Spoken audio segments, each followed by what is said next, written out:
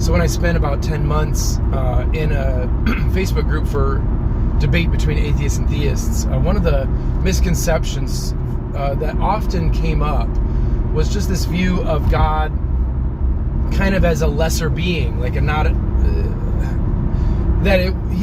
we don't need to worship him.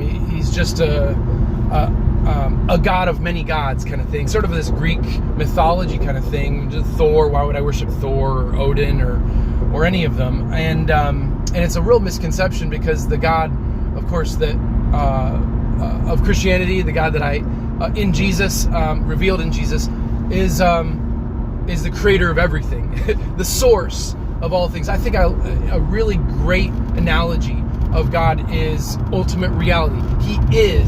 She is ultimate reality. God is the source of everything. And I was just listening to a worship song, and so much worship, is like just focused on him, like just getting, like, he deserves everything and all, and I think there's this turnoff by people, even in the church, that like, why do we focus so much on God and worshiping God? And I think it's a misconception about how this all works.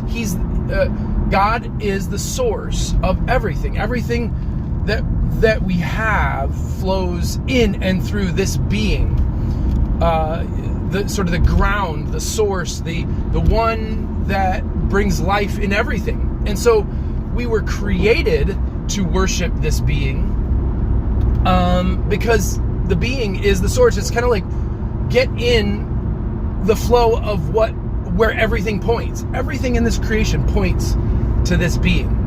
And when we don't, we have the free will to choose not to do that. When we don't, we're actually missing out on actually the way we were created. We're designed for this. And when we're worshiping, we're actually exactly where God wants us. And this one song I was listening to, it's called One King. There can only be one king, it ends with. And it says, there's no half in for an all-in God. There's no half in. God wants us to be all the way in. And I think one of the analogies that God gave us on purpose in humanity is marriage.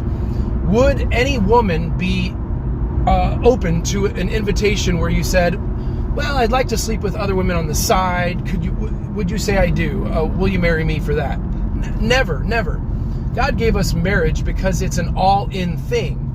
And that's what God wants. He wants an all-in, all of us, and to worship him and love him for all eternity.